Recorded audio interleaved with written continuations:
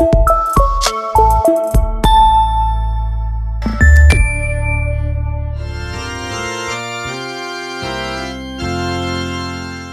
mofinaina isan'andro atolotry ny mpitandrina rakotina valina maoly.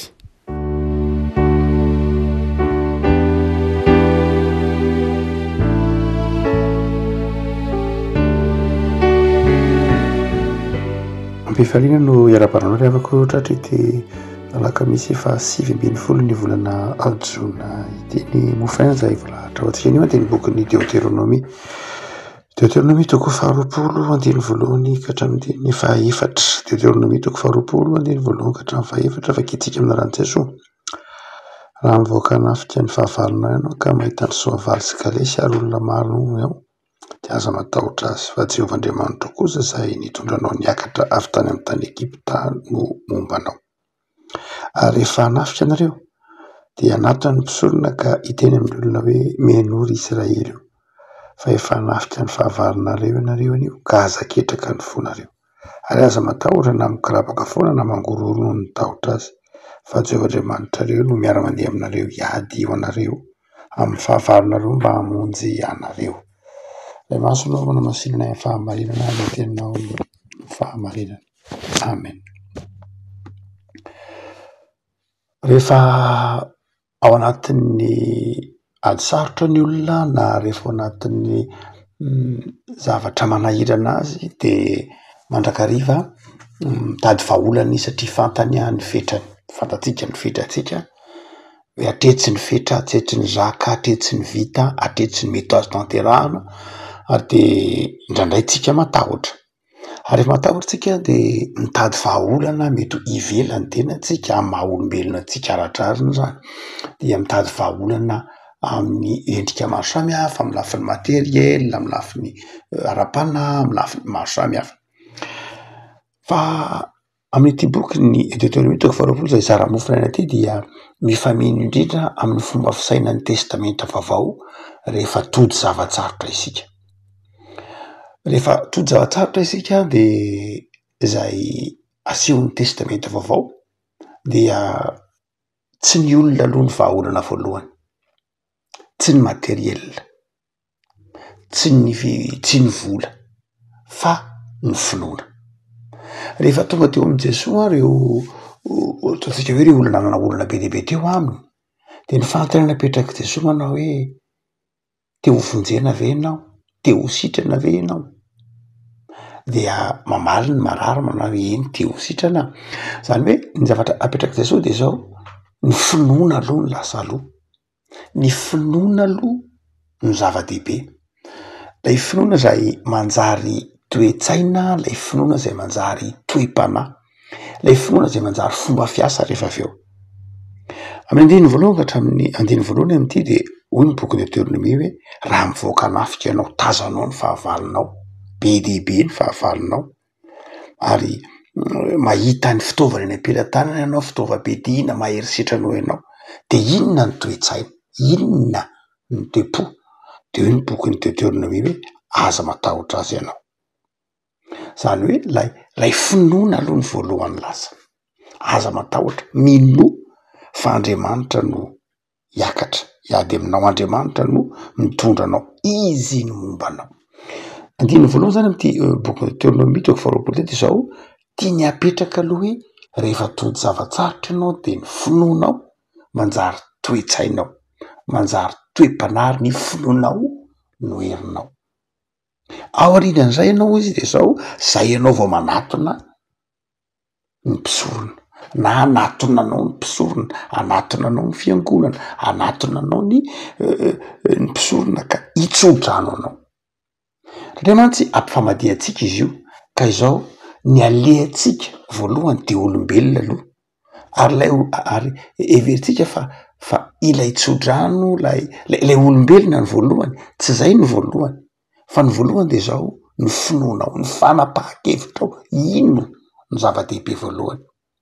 Izay vao tonga kosa ny fiangonana na tahaka izany mampahirena Andriamanitra ataon'ny olona fitaovana indraindray ny fiangonana, ataon'ny olona fitaovana indraindray ny fivavahana ka dia tsy mino akory izy fa lasa izy mandeha makany am-piangonana, tsy mino akory izy fa lasa izy mandeha makatsy makaroa, tsy mino n'Andriamanitra izy fa iveriny fa ny fanatonan'ilay materiel na ny fanatonan'ilay fantatrano na fanatonany ino no mitondra famonjena ho azy. Tsy zay ny voalohany boky de Deutéronome fa ny fanapahan-kevitra ao ilo aloha ny voalohany, ny fanapahan-kevitra ao hanaiky ho tarihin'Andriamanitra aloha ny voalohany, fanapahan-kevitra ao atoko fa io Andriamanitra io no mombanao ao aorianan'izay finoanao zay de zao tonga ny mpisorona, tonga ny fiangonana ampahirenao.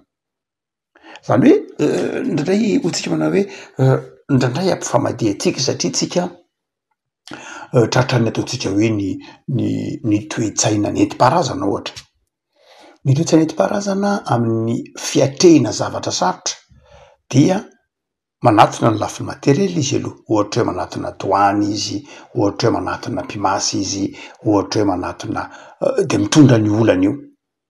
Tsy voatery ino izy, tsy any amin'iny mino sa tsy mino ny olany, fa lay zavatra atoniny everiny fa olana, mety ho manatona mpimasy izy, karazany zavatra hita maso, na mino an'iny izy na tsy mino an'iny tsy any ny olana fa manatona an'iny fotsiny izy.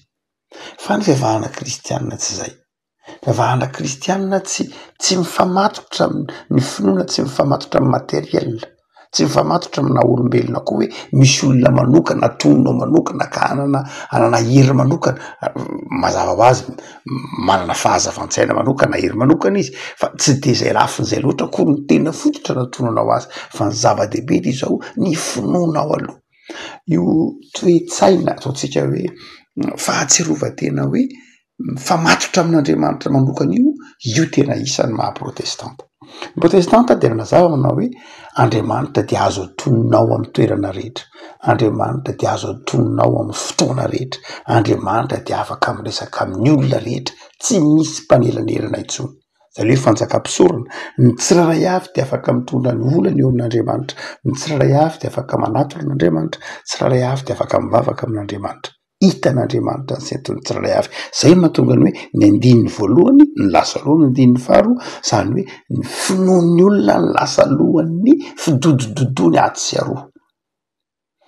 Ary zava-dehibe zany toe-tsaina zany ndriavako rehefa miatrika ady sarotra itsika. Rehefa miatrika ady sarotra zany ao de zao minoa aloha fa mahay zavatra rehetra Andriamanitra. Rehefa hiatrika ady sarotra ianao, rehefa hiatrika zava-manahirana ianao de minoa aloha fa hain'Andriamanitra ny zavatra rehetra, eo akaikinao Andriamanitra, mombanao Andriamanitra. Ny faharoa de zao ao aorianan'ilay fahatsapanao, lay misy etaeta ao aminao am'izay matoky anao za Andriamanitra ombanao, za Andriamanitra matoky ny herinao, za Andriamanitra matoky fa tianao, za Andriamanitra matoky fa tsy arianao, za Andriamanitra matoky fa eo akaikiko mandrakariva ianao. Ny zavatra faharoa de zao tonga kosa ny fiangonana, tonga ny mpino namanao, tonga ny rahalahinao ampahery anao izy.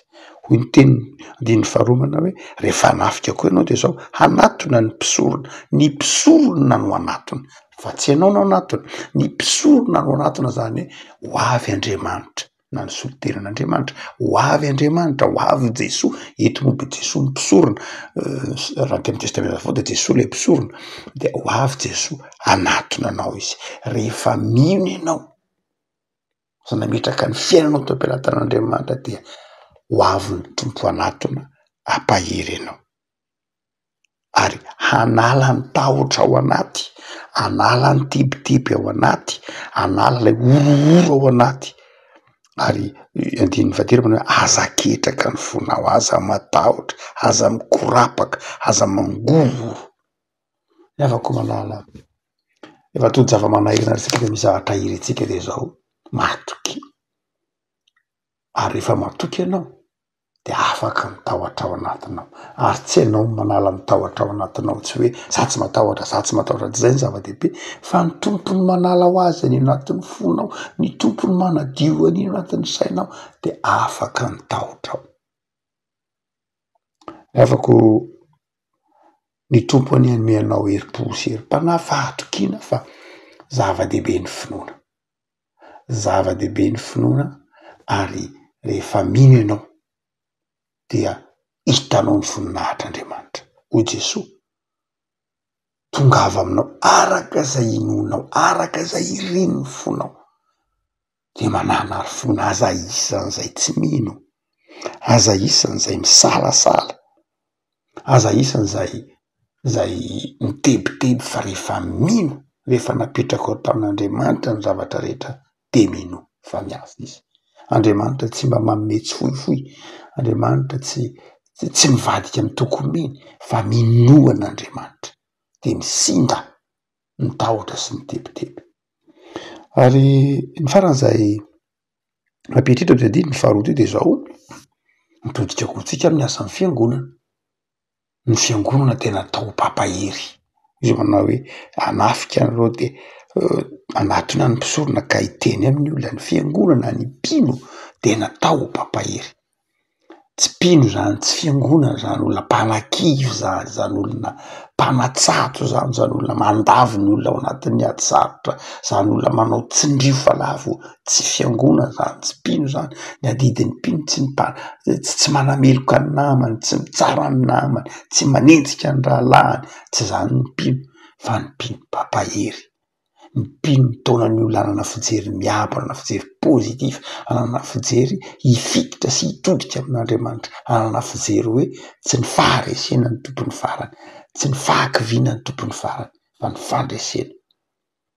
Ny devolo no manan-kivy, ny devolo no mampitahotra, ny devolo no mipanga fa ny mpino kosa de manatona ny namany ao anatin'ny ady sarotra de miteny azy manao hoe mahereza. Rehefa mpatojo manatona anao ny namanao, natsapanao ny namanao fa ao anatin'ny fahoriana, ao anatin'ny hakiviana, ao anatin'ny fotoana ilana namana, inona ny teneninao azy? Latsa ve? Inona ny teneninao azy? Eso ve? Inona ny teneninao azy? Fampahatsihivana azy ny mampanota azy ve? Inona ny teneninao azy? Fampahatsihivana azy ny échec na tsy fahombiazany ve? Tsia, tsy zay ny afatry ny mpino. Ny afatry ny mpino de mampiorina azy ao amin'Andriamanitra, ary mampiorina ny namantsika ireny anatin'ny ady sarotra, ary tsy vitan'izany fa mampatsiaro azy fa momba azy Andriamanitra, mampatsiaro azy fa mahay ny zavatra rehetra Andriamanitra. Mandala ry afaka mba mampiasa toy izany io, anapahirizo ny namanao, andala teneniny namanao, ampahirizo izy hitodika amin'Andriamanitra ao anatin'ny ady sarotra, ampahirizo izy fa finoana ny zava-dehibe, ampahirizo izy fa mifampikely n'Andriamanitra ny zava-dehibe, ary efa miasa Andriamanitra amin'ny alalan'ny Jesosy. Ivavaka sika. Tompo ampisorona zao ny amin'ny sohatra masina zay mampahery anay fa zava-dehibe ny finoana. Ndraindray zay Tompo tsy mitodika amin'ny finoana fa mitodika amin'ny zavatra, ndraindray mitodika amin'ny foto-kevitra fa tsy mitodika aminao Andriamanitra zay mamonjy anay sy tia anay amin'ny alalan'i Jesosy Kristy mpamonjy anay. Ataovy miorina ny finoanay, ataovy matoky anao zahay, ataovy faly manana anao zahay, ataovy tsapanay fa eo akaikiny mandrakariva anao. Tahito io tontolo andronay ity Jesosy, tontolo andro ahitanay fahombiazana, tontolo andro andresenay, tontolo andro atsiarovanay fa ny Andriamanitra zay tia anay ary atsonay amin'ny fotoana rehetra de mamaly anay, manatona anay, mampahery anay.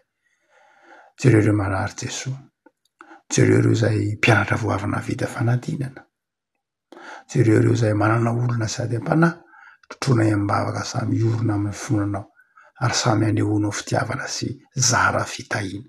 Jereo ny tokantrano tsiray avy manaraka izao mofinainay izao, misy manana ady sarotra, misy ny manana olona ampahirezy Tompo, aoka resy lahatra fa ho aminao Andriamanitra ihany no misy ny fiainana. De mamindrafo aminay ary de ry izay Tompo, tsy olo fisalasalana fa olo ny fahatokinanao Andriamanitra zay mahay zavatra rehetra. Misaotra Jesosy. Amen.